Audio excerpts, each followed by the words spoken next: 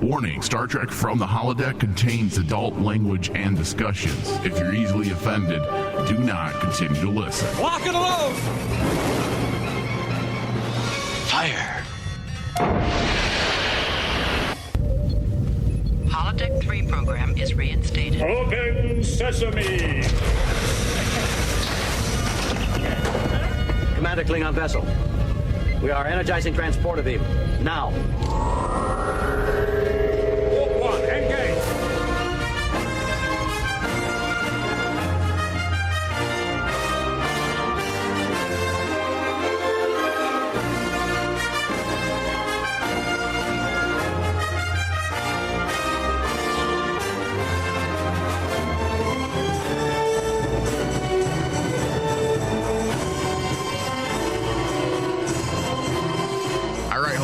Welcome to Star Trek From the Holodeck.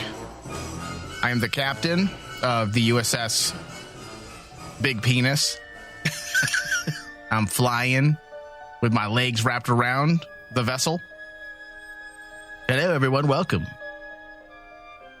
Hello, Ensign David. Hello, Captain.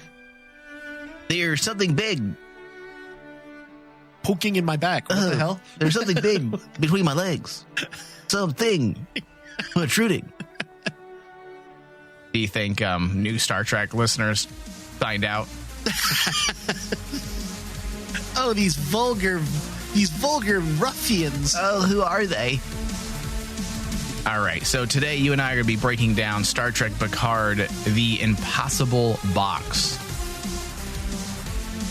This episode didn't waste much time, taking us right into the action. The narrative was rolled out in a manner that kept the episode tight and kept us moving forward. There were some callbacks, but not Easter eggs, Dave. Not Easter Despite eggs. the hundreds of articles that claim that everything's an Easter egg. Hey, did you see the way Picard took that extra step as he was walking into the Borg cube? That's an Easter egg.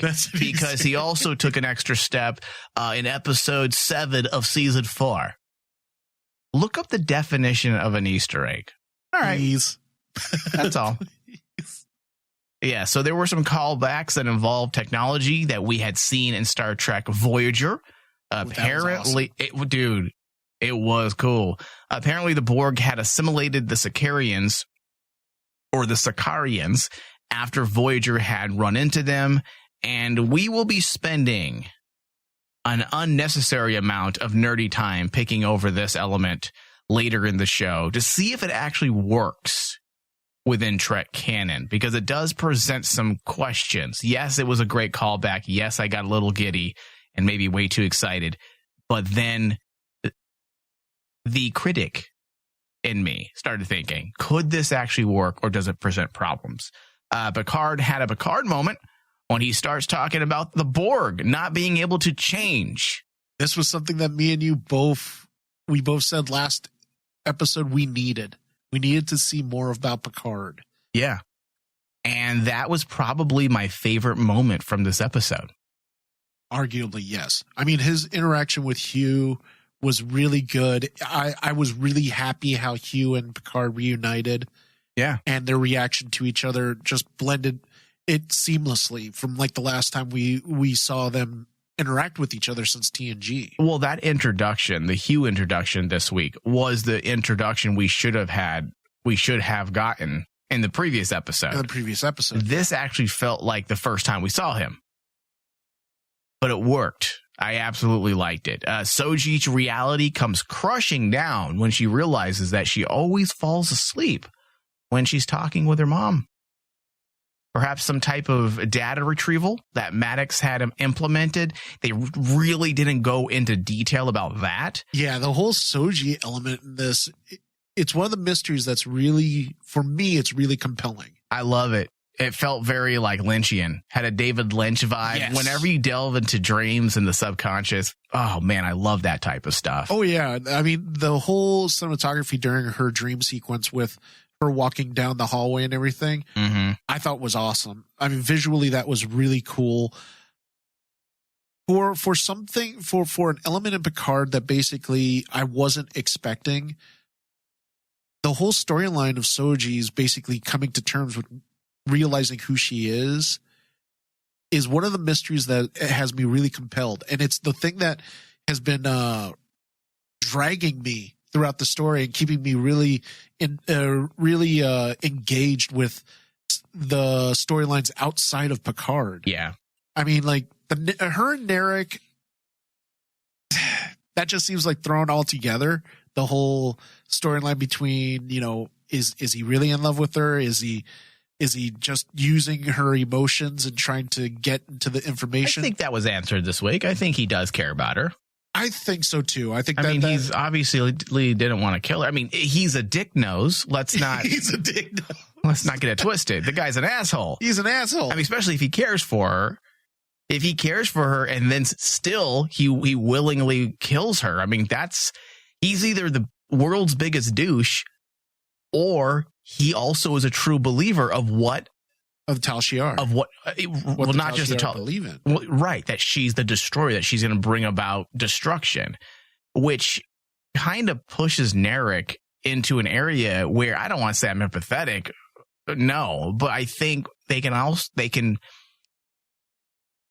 It makes it more interesting. He makes it more interesting and complicated. He's not just simply an evil bad dude. His sister is evil and sexy, and it works for that character. For that character, yes. But Narek, he's a little more complicated. He's more conflicted, and I think that's what makes him interesting. Because if he was just another evil person like his sister, then it'd be one-dimensional, and it just wouldn't feel right. It wouldn't feel right. And this episode did a lot in making his character more dynamic for me. Yeah, I 100% agree. Now, is it wrong for me to think Soji is attractive? Is she too young for me? Is she young? How old is she? I don't think so. Soji, well... She's pretty hot, right? I'm trying to look it up and see. Yeah, go ahead and look it up. But Soji hot. Soji, keyword Soji. Keyword Star Trek Picard. Keyword hot. Keyword the fappening. No, no, we don't want to. We don't want to. No, don't do that. I'm just joking. I mean, she's a little too young for me, anyways. I prefer my women more older, like seven of nine. Yeah, give me some maturity up in this. Yeah. All right, so we're going to get into all of this, not Soji's age, but we're going to get into all the things we were talking about. But first, Dave, give me your initial thoughts on the episode. My initial thoughts on this episode was there was a lot riding on this episode actually coming off of the last one, because the last one left so many questions for me. It kind of left I don't want to say a bitter taste in my mouth with the last episode, because the last episode was okay. But yeah, one of the biggest things for me was from that last episode was we haven't been getting enough of Picard. We haven't been getting enough of his story. This episode just doubled down on it. I love the opening. I love the callback. I love the return of the whole notion of the cutis. It makes that one element of Picard's character. It honestly is, besides like the whole confrontation and his interaction with Q, Picard's connection to the Borg and Locutus is something that made Picard who he is today. It's one of the things that makes him such a dynamic overall character. And to bring that back and show that Picard is still dealing with it. And honestly, at this point, I was like one of those fans that said, oh, he's already dealt with it. It should be long gone, right? But after this episode, it really made me think about it as trauma is trauma. Yeah, it's not going to go anywhere. It's not going to just like, trauma just doesn't disappear. You bury it. Yeah, most people do the unhealthy thing and bury it. But that's what majority of people do. And if we're going to say that Picard is a human being, which he is he, David? That's the conspiracy that I'm going to start. Yeah. I'm going to post an article about that. How Picard's not human. 10 reasons why Picard's probably not human. He's a hologram. Everyone's a hologram. He's just a Sith. The real mystery is that Nemesis, everyone died and they recreated them as robots. It wasn't just Data that died. Prove me wrong.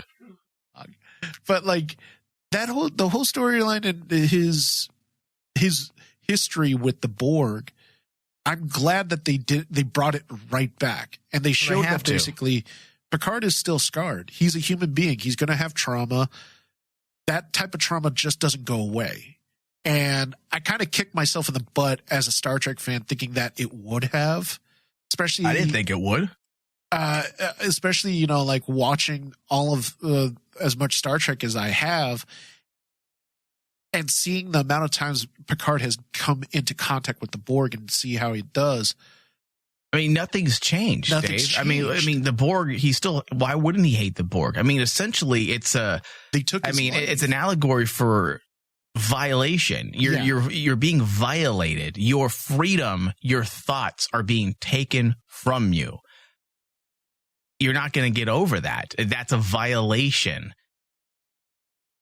So it would make sense that Picard may not think about it every single day, but the moment it is brought back to him and it's put in front of his face, he's going to be thrown back to that violation, the time when his body was taken from him. And I dig the moments that when Hugh is bringing Picard around and trying to show him, hey, this is the reclamation project that we're working on. It's not as bad as people think. We're trying to bring these people back from being Borg, just like what happened with you. Well, I have a question. Okay, so these people were troopers because these ex-Borgs were being healed. Their eyes were being taken out and their arms were being removed. I mean, it looked like a scene from, a horror film. Yeah. But not one of them asked 7 and 9 to put a phaser to their gut and pull the trigger. I mean, and as I said, I think Icheb is just a bitch. Icheb wanted to kill himself. I can't take him. Look at all these troopers. Look at them. Look at the person that basically guy has no face and he wants to live. No face. And but part of that I really enjoyed though was like watching Partrick Stewart playing Picard actually reacting to all the Borg. It was really cool because you could tell that they're trying to push the thing that Picard's never going to get over this. Right. He's never going to get over that trauma. Yeah. So your initial thoughts, positive. Positive. Very positive. Yeah. All right. I like it.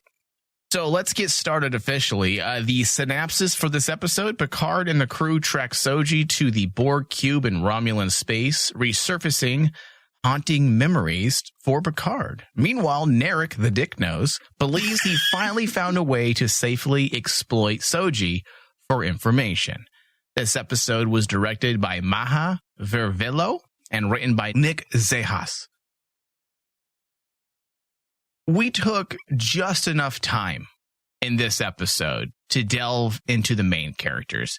This is the type of episode I like. I like that no one was forgotten. Yes. Our main players were all touched on. We didn't waste too much time on just one person because the focus of this series should be Picard. And Picard was the focus, but that doesn't mean the writer didn't take the appropriate time to also give us a little bit on everyone else. Everyone else, yeah. Some of which explained a few things and some that felt oddly out of place, which leads me to believe that it was purposely done. For example, the Rios and Agnes moment. Although good, it felt a bit odd for it not to mean something bigger. And not the lack of chemistry, because the chemistry was fine between the actors. It's the fact that it came out of left field. Absolutely, yes. We're in the middle of trying to investigate the conspiracy of the Conclave of Eight? Of Eight. And the Borg cube and Soji and what's going on. And then suddenly we have this odd relationship form. I mean, and right after she just killed a man she supposedly loved. Right. Now, is this Rios trying to get close to her because he knows something is amiss? He says to Agnes, the two of you were close, meaning Maddox, and then they have their moment. Agnes's motivation, I don't think necessarily needs an explanation. Her attempt to relieve herself from guilt or distract herself works just fine with what we know of her character. Rios, though, comes off as way too smart to just fall in with her the way he did. It Yes. doesn't quite add up to what we know of him at this point. He doesn't seem oblivious. He's a thinker. He's a thinker, especially when you take it into contrast to how he treated Raffi. Because Right. about the second or third time I watched it, him and Agnes, it more or less felt like Rios was trying to feel her out. But when it was him and Raffi, when you have that personal moment, you see basically him not on guard. He's actually listening to her just like a friend would. And you get that sense that they put those two moments in there to show the parallel that I'm like you after the contrast, the difference. the contrast, the difference. I would agree with that. After the third time I watched it, I began realizing Rios is acting differently in kind of a similar situation. You know, you have a person who is visibly and mentally distraught, and you're trying to gauge what's going on. And one's a supposed close friend of yours. Right. Granted, one's obviously platonic and they've known each other for many, many years. And that could be simply the difference right there. However, I do agree with you. The way they place those scenes. The way they place the scenes. It just feels like Rios knows something. I'm not saying he knows exactly what Agnes has done, but I don't think he looks at her and says, you know what? Everything's on the up and up. Yeah. Especially if you pay very careful attention, he was watching her when she seemed disappointed that she would not be able to get on the Borg cube. He even questioned her about it vocally when he realized how she was acting about it. So, I mean, we shall see. We shall see. We know Agnes is going to have to eventually pay the price for what she did, even if Maddox was naive and Agnes knows better. It doesn't justify the brutal murder. Yeah. The brutal murder. She's not going to get away with it. And honestly, the whole Agnes's story at this point for me is the mystery behind her.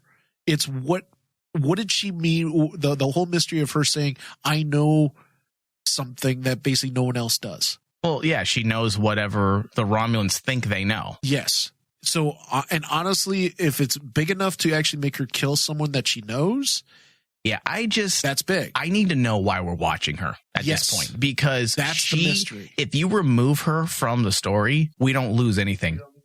We absolutely lose nothing because we already know there's a mystery. If Commodore O is willing to, again, potentially, at least that's what it seems like, she's willing to throw away her Federation high ground, right?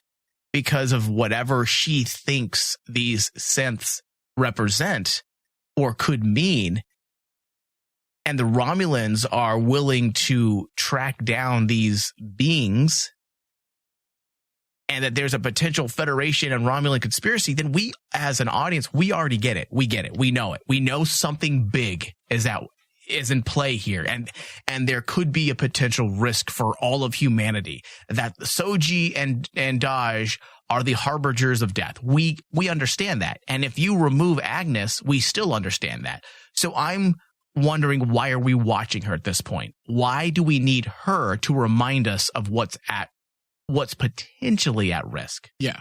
So she's the only character, and I do like her because the actress is great, but she's the only character that I find hard to follow because I just, after her killing Maddox, I'm just like, all right, what are you here for? What are you here for? Like, every character has to have a point in the story, and she really doesn't reveal much of anything. Yeah, really. She doesn't really reveal much. Yeah. We already know what's at risk potentially. So it will be interesting to see how her story unfolds and whether or not it justifies her even being here. So Narek pushes Soji to remember her dreams to unlock the puzzle. That was actually kind of cool. I liked actually that insight of the Romulan culture that way. Oh yeah, we've never been in this territory, Dave. At least I don't believe so. No, I don't. I'm almost positive. As I've said numerous shows now, the Romulans have been completely unused for the most part. They were kind of one-dimensional villains. The Cardassians were even used in TNG as more dimensional villains. And the Klingons, obviously, we know about them, but the Romulans have never really been something we truly explored. Sure, the Tal Shiar was a big part of TNG at moments, and of course in Deep Space Nine. But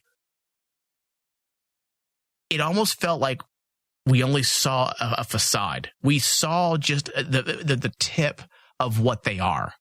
We've never actually delved into their planet, their structure, their politics, their people, their belief structure, their religion, the idea that their real name isn't known to everyone. I mean, those things are cool, and I don't remember that in Star Trek before. I think that is a new element, right? I believe so, because the real name. I'm looking at the memory alpha for the what's called the Zalma, which is the form of meditation practice by Romulans. Yeah. And in the memory alpha, they only say that it shows up in this episode. This is the first time we've seen it. Yeah. There's new things.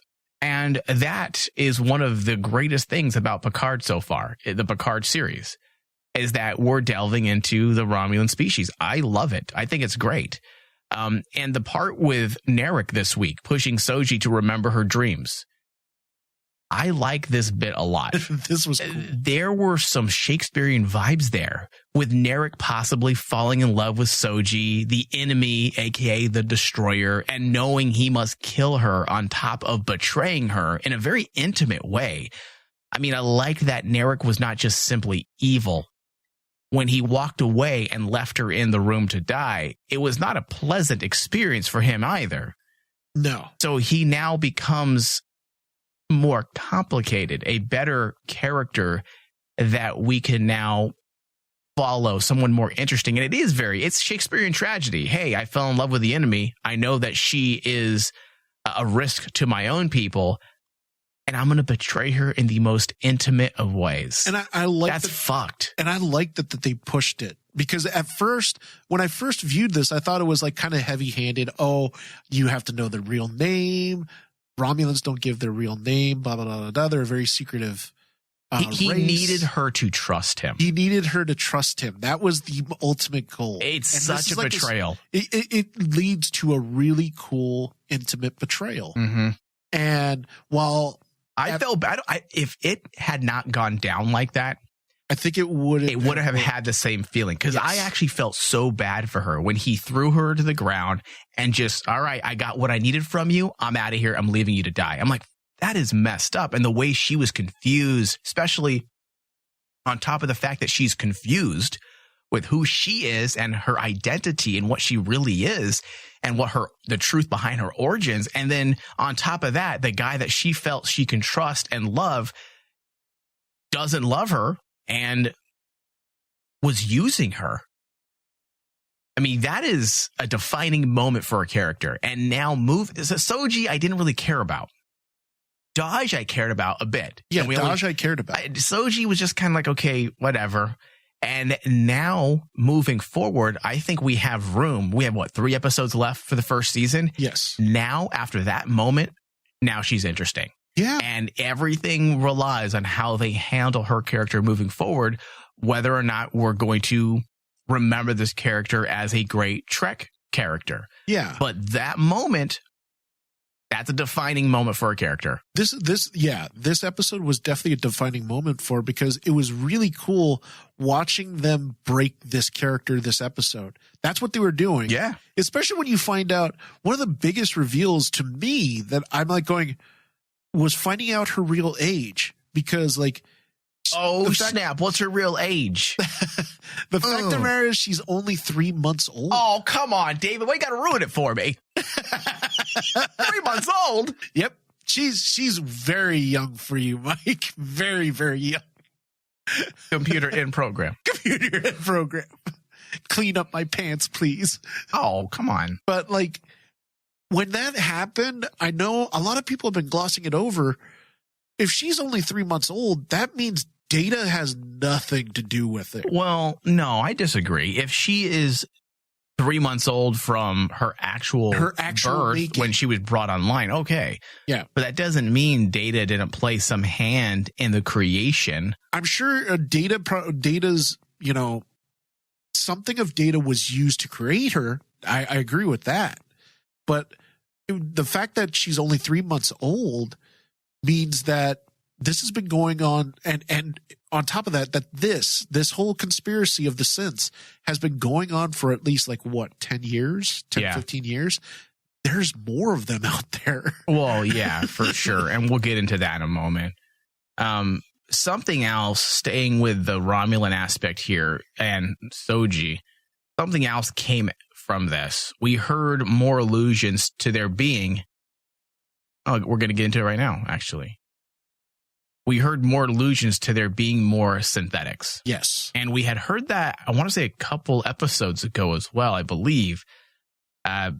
Remembering, now this all adds up, because remembering the book from Asimov, okay, you remember that? Now that's an Easter egg. Yes, that was an Easter egg is a hidden object, whether it's visual, auditorial, that conveys a message. So the Asimov book, that now could be an Easter egg. Yes. As we had talked about a couple episodes ago, we could be dealing with a story about new life, true artificial life that has evolved into being truly conscious. Yes. The dream situation in the episode could have been a way to substantiate that because of where it took the conversation. The question of Soji's sentience having a subconscious. We are going in that direction, Dave. I have a feeling that there's going to be a planet of synthetic life. And the most weirdest part that dawned on me after the third time I watched this episode, it made me start thinking, all right, we've been talking for the whole series, we've been talking about synth life and how the Tal Shiar hates synth life. Why would the Tal Shiar or the Romulans be so against the synth life? And then I thought about it. All right, in all of Star Trek lore, what is there anything that comes to mind about any negatives about synth life? And the funny part is that there's only 4 major times that I can think of where synth life has affected the universe of Star Trek in negative ways. One was the Borg. That's a giveaway. The Borg's an easy one. That's an easy thing to say, oh, synth life as a negative, right? Then you have V'ger. V'ger was the one that basically from motion picture. Remember, Spock makes the comment about how he realized that V'ger came from a universe where there was nothing but synth life. Mm-hmm. Would they make a callback to that? Who knows? I mean, sky's the limit, but I feel like there's something deeper and philosophical going on. There is. Rather than connecting to past things we've seen in Trek, which they very well could, and they probably will. You're probably right, Dave. But I really think Shiban's gonna give us. I hope he gives us something mind blowing. Well, the story of iRobot is very philosophical. It is. What defines life, and how do new life break free from their masters, their enslavers, and that's essentially the story we're being told here. You have these people that would seem to be, if we're going in this direction, they're fighting to live. Soji is literally fighting to live at this point. That's why at this moment in this episode, she becomes interesting, because now, before she was a pawn, she was being manipulated. Now she's fighting to survive, and that's her new story. And they had even mentioned in this episode, I believe it was Narek's sister, Hattie McGee Romulan, she had said that she alluded to the fact of finding the location where they are at, the rest of them. Yes, the rest of them. So it seems like we are dealing with a group of evolved artificial life, possibly the very legacy of Dr. Soong. I mean, there's a reason why Maddox brought up Dr. Soong in the previous episode when he said, "We have done it." Dr. Soong, myself, and you, when he was talking to Agnes. For all we know, there's a planet of artificial life that was made possible through data. And then, of course, Dr. Soong. So it'll be interesting to see how it all plays out. But yes, I think at the heart of this story, we're dealing with a true Star Trek story. A true Star Trek story is always tied together by a philosophical thought. And that's what we're doing. And that's why the more episodes we see, yes, I have my issues with some of the pacing and how we're getting certain places. But overall, the first season of Picard so far shows Chabon's understanding of Trek. Yeah, I would agree. And I think this episode really fleshed that out. And it needed to, because we're moving into episode 7 with 3 episodes left. With only 3 episodes left. Yeah. All right, so let's talk about Partrick Stewart's performance this week as Picard. This is what we've been waiting for, Dave. Oh, yeah.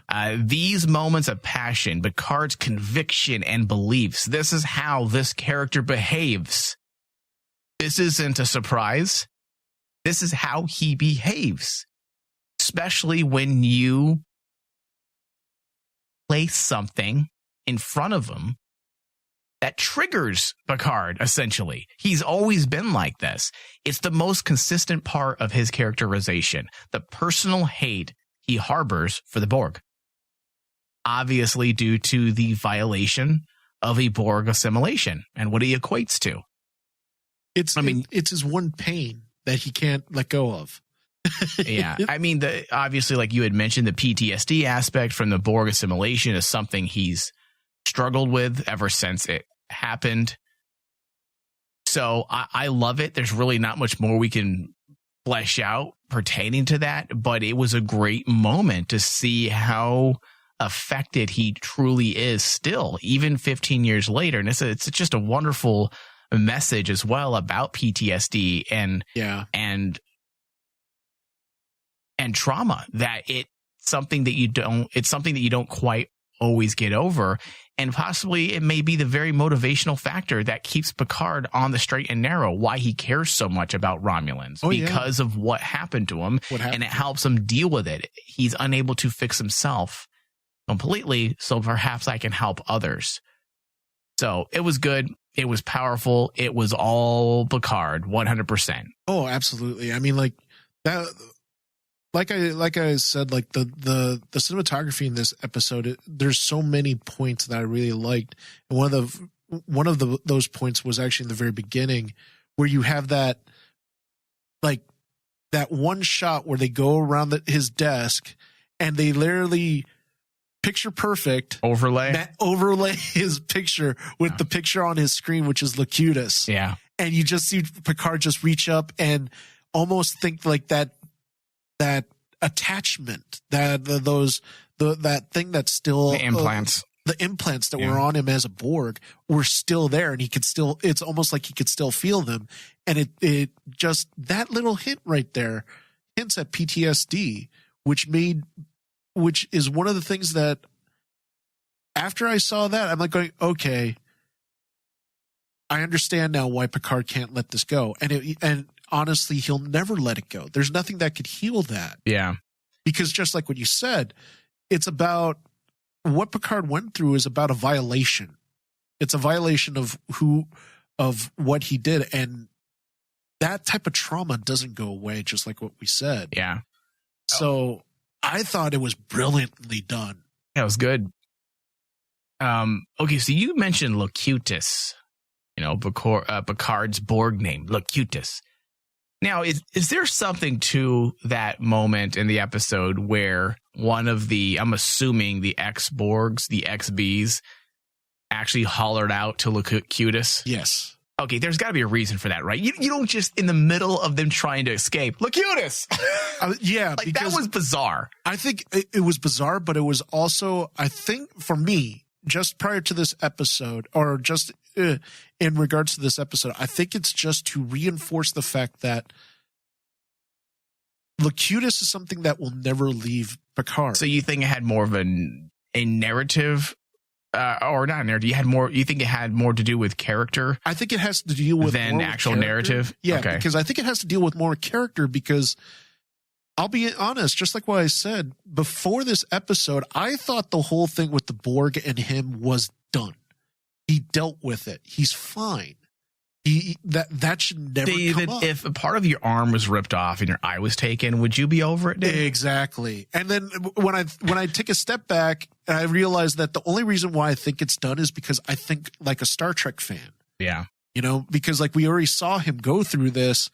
He should be done by now. Right. And he should be fixed. So you think the Locutus thing was just to drive home that point? Was just for me, just for like a character purpose, just to reinforce the fact that he's still Locutus. To all the people that were connected to the Hive, they know him as Locutus. They don't know him as Picard. I'll buy that. I'll buy what you're selling, Dave. All right, so Hugh's proper introduction was great. I really like seeing his emotional connection with Picard, and then to see Picard learn from Hugh, which was a great moment, and to see the experience of others that have undergone assimilations. It was one of the first true character building moments we've had all season for Picard. And that's not a negative, but so far we have learned about Picard, where he's been at, what he has done, where his mind is at, his mindset, right? But a true character building moment where you are put into a position to rethink a way of thought or are spurred into action mentally, cerebrally. This is it. The moment he's talking to Hugh and he realizes perhaps the Borg can change, not the Borg as we know it, the collective, but that doesn't mean these people are not without their own wants. And hey, just like he wasn't lost, it doesn't mean all of these individuals are lost as well. Exactly. These people can still be saved. These people can still be saved. It was a learning moment for Picard, and it was powerful. And I do think that's probably the single greatest character building moment we've had all season for Picard. Oh, absolutely. I think that I tried to take myself as a TNG fan out of it, but I thought that this episode was so great for Picard. I think it's so much more gratifying than any other moment he's had where he's had to fight the Borg. Yep. And like to put Hugh there, when you think about it as a TNG person, the last time Picard saw Hugh was Hugh proved to Picard that resistance is not futile. And like that was the whole big thing in that episode. And suddenly he sees Hugh again, and Hugh is basically the one to pick Picard back up and say, no, we can all get back. It goes with that character still that he never gives up. Yeah, well, he basically says, we can still come back from this. It's okay. Well, that moment justifies why you bring back a character like Hugh. Yes. Now suddenly it makes sense. Now if we can make that connection with Seven, because I know they had tried to do the whole humanity question, which for me as a Star Trek fan didn't quite work.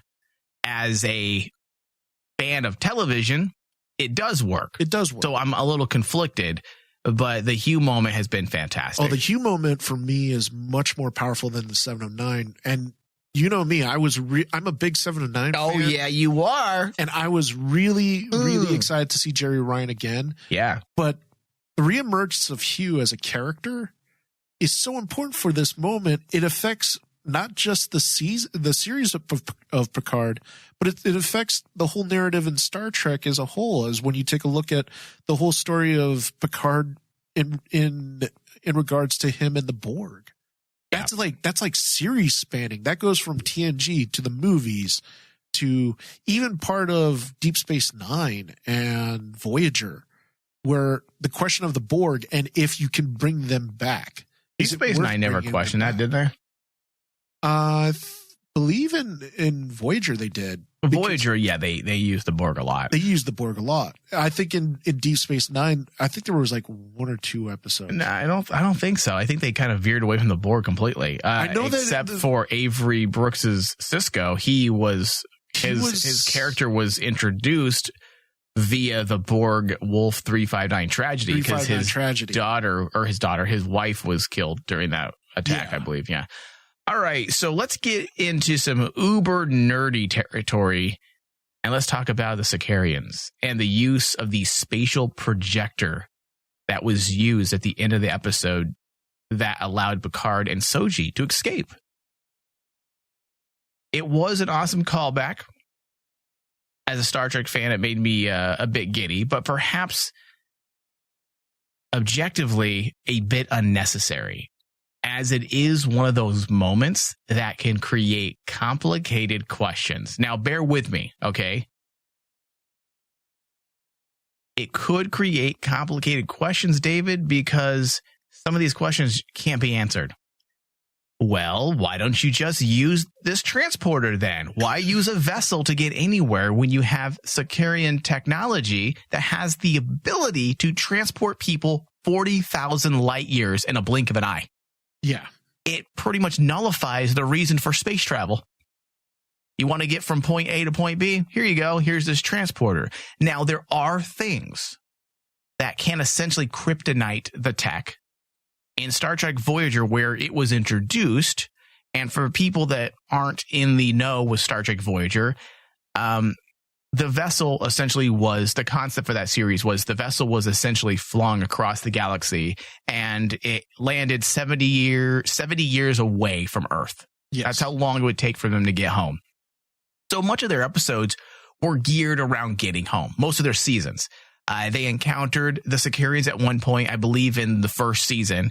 And to simplify, essentially the tech could not mesh with Starfleet technology ever. It was no question. It was completely incompatible. So that's the reason why we could kryptonite it when it comes to the Federation. But what about the Borg? Hughes said to Picard, it's knowledge gained. It was knowledge gained after his time as Locutus, we're assuming. Yes. If the Borg now have the technology to jump 40,000 light years and you combine this with their transwarp tech, it would make them pretty unstoppable as an enemy villain. They literally could just basically teleport right there and just start simulating people. Not to mention their ability to time travel, which also, if you listen closely, and I had to pull this from a site because I did not know this. One of our listeners DM'd me about this and asked me what I thought about it. Apparently, there's a scene in those last moments that's barely audible when Picard and Hugh are going into Soji's room. A voice on the loudspeaker says various areas have been isolated due to increased chronometric activity. Now, that's something the Borg used these particles to travel through time in First Contact. So is time travel happening now as well? So there's a lot of fucking shit going on. So they got to calm down. They got to calm down because time travel, now you have this Sikarian technology. It makes me as a Star Trek fan get really giddy, but we need to be careful with these types of things because 40,000 light year tech to have tech. There's a reason why Voyager gimped it. There's a reason why it didn't fit with Federation technology because the show would be over. Like, all right, first season, we're back home. Now what? You have to be careful. And careful. I'll be honest, that makes me appreciate Shaban and the writer of this episode that they're getting really nerdy with the Star Trek stuff. I love it. But they're being very safe with it. Well, yes. To be safe. Well, are they being safe? You have to be careful because it does present questions. Yeah, I think that's why it was smart that they had Hugh say that they use the Sikarian technology in just for the Queen Cell. Okay, but what about just for the Queen Cell? What about the Romulans? Now, do the Romulans know of this, or is this only Hugh? Is he keeping this a secret? Because if the Romulans know of this technology, it's game over. Yeah, because we know that Hugh's been keeping this a secret because he said that this cell has been, he said that we have to, no one's known about this section of the cube till now because it's the Queen Cell. It's the most secret area for all of Borg. Well, hopefully it's so secret that no one will ever get to it because it does present questions. It even presents questions with, that's why I think with First Contact, because people were saying, well, now that makes sense how, the Borg Queen can get from one place to the other. And I'm like, well, no, because First Contact, I believe, took place in the year 2363. Yeah. And then the episode of Voyager where the Sikarians met with Voyager happened in 2371. And in order for this to make sense logically, and David, this is why I said I'm getting really uber nerdy here, because this is very uber nerdy. But in order for this to make sense logically, the Sikarians would have had to have been assimilated after Voyager. After Voyager, yes. I'm going to go further. After 7 and 9 was broken free from the collective. Because if 7 and 9 knows of this technology, I would think logically it would have made sense for her in the show of Voyager to try to find a way to make this technology work for them. Imagine if we find out that 7 knew about it. She'd be a bitch. That's fine. That just will make her hotter. But like, do you get what I'm saying though? And I know absolutely. We're really being stupid right now with the Star Trek nerd knowledge, but this is something that this is why when you're dealing with a show like Star Trek, that has 50 years plus of canon, you have to walk on eggshells. You have to walk on very, eggshells. very careful. Or that's why I felt that the way that they approached it was smart. Number one, no one knew about the Queen cell except for Hugh. Number two, Hugh made the comment that basically the only reason why the Borg used the Sikarian technology was to protect the Queen in case of emergencies, in case she needed to get out of the Borg cube. As if that's the only time they would ever use it. Like, come on, the Borg Queen's going to use it. Why would they ever fly anywhere? I'm just saying. Yeah, I'm just saying. Yeah, you're just saying, but I'm also just saying that you have to be careful with the type of stuff. You have to be careful. But I thought that for what they gave, okay, I'm willing to like suspend belief here. Yeah. But yeah, just like what you said, I was really impressed that they brought up this little tidbit of Trek lore because oh boy, you're skating on thin ice. And they're showing how much of a Trek nerds they are. They are. This would be you and I in the writing room. Yeah. I'm like, and then she uses the Sikarian technology that was assimilated after Voyager left them. But right after 7 and 9 broke away. Hive. Yeah. And then Q pops up and snaps his fingers. Snaps everything away. That's what you would do. Because Q is the answer. If you were in the writing room, Dave, someone would have to just tell you on the whiteboard, it'd be like, no Q, David. That's it. Just no, don't ever bring it up. David, you ever bring up Q, you're going to sit in the corner again. Yeah. Aww. But he would just fix everything. Would he?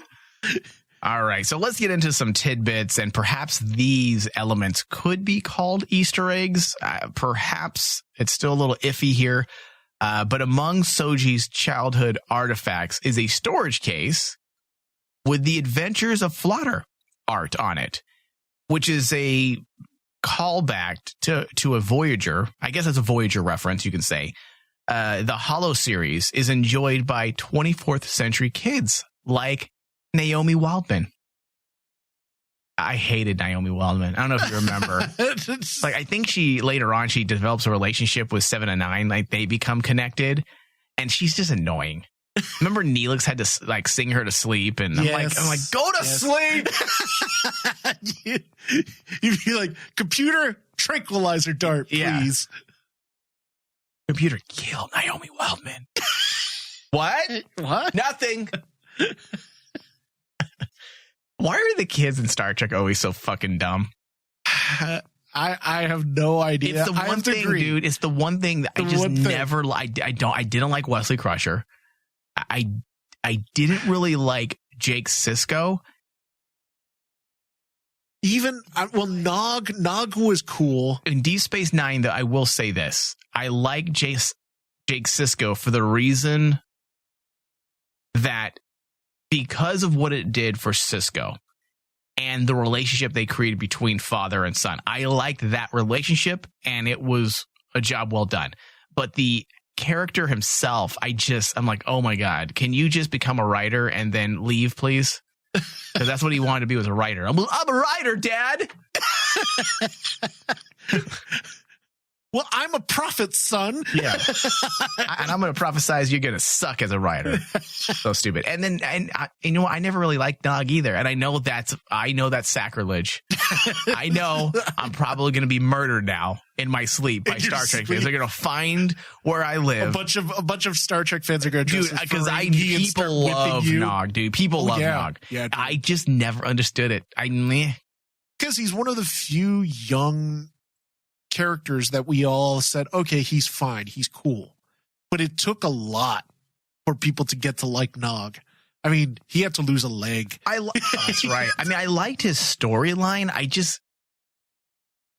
Maybe it's the actor. I don't know. Well, I mean, even if you think about it, like, not just like even like the kids in Voyager with the Borg children, some of that was kind of cringeworthy, and Naomi Wallman and Worf's son. That one too. No one talks about. Why do you think? Yeah, exactly. No one talks about. No one talks about. But Alexander. I'm like, Worf had a son. Everyone. Doesn't everybody realize this? And everyone treats it like, nah, we don't know what you're talking about. Off topic here, just for a second, since we're already off topic. Now, there was an article that, not an article, an issue of Picard, which we have not gotten back into, and we should. Apparently, Worf is the captain of the Enterprise in the comic book. Yeah, I read about that. Let me validate that. Hold on, let me verify, I should say. Yes, Star Trek Picard reveals new captain of the Enterprise. In the prequel comic book Star Trek Picard Countdown, fans learned that Picard worked with Geordi LaForge to build the Romulan rescue fleet. All right. They hint that the last best hope reveals that someone to be... Yeah.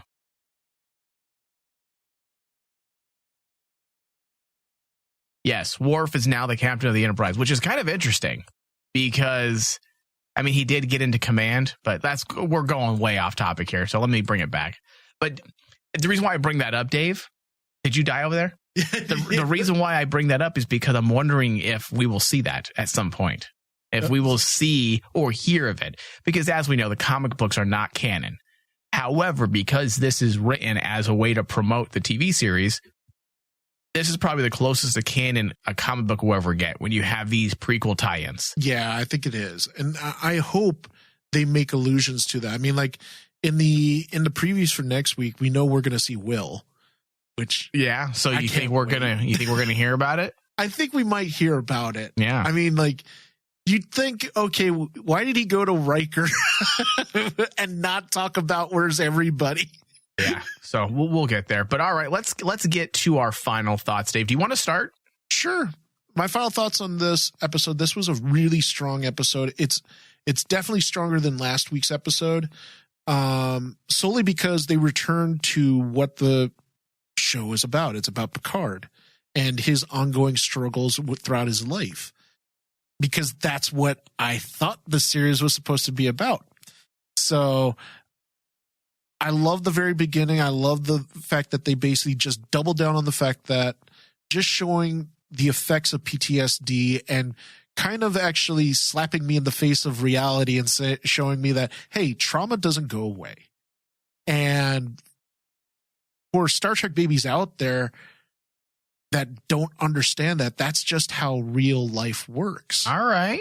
So I like firing that. shots, Dave, at Star Trek babies. Yeah, I like that because there's so many.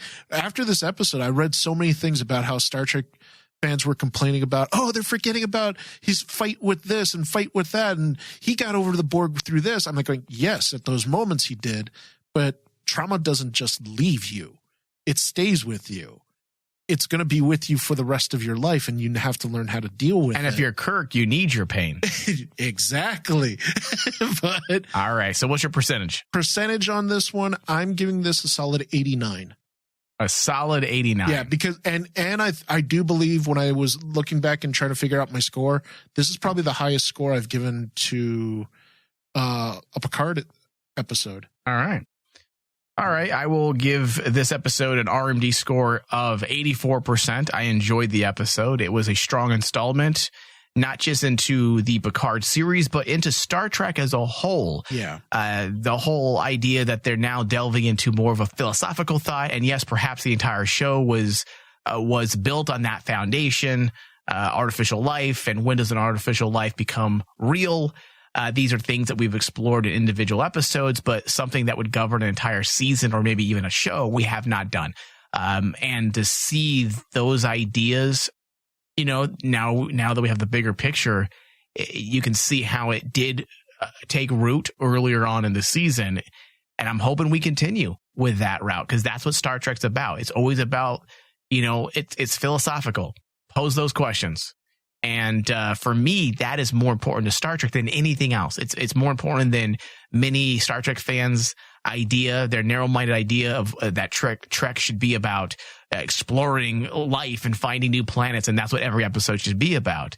But at its core, it's a look into the exploration of philosophy and posing those questions. And that's what they're doing. That's what Discovery Season 2 did. That's what Picard Season 1's doing. That's what we should be doing in Star Trek. So 84%, I'm now looking forward to the next episode. So I want to thank everybody for tuning in. Now, for those that want more Star Trek from the Holodeck, more uber nerd discussions and dissections of episodes and themes and topics, head over to our Patreon page. We put out additional shows constantly via our Patreon, patreon.com/RainmanDigital. We do some additional shows under the $5 tier every single month, but then there's also a $3 tier. That's what we call behind the scenes. And within that tier, you can get pre-shows where we discuss things prior to this show here that we just did. And we do it every single episode, and we get into topics that maybe we may not have time to get into during the regular show, but we have some fun. It's a little more casual. So I want to thank everybody for listening. Thank you, David. Thank you. Live long and prosper. I couldn't help but notice your pain. My pain. It runs deep. Share it with me. End simulation.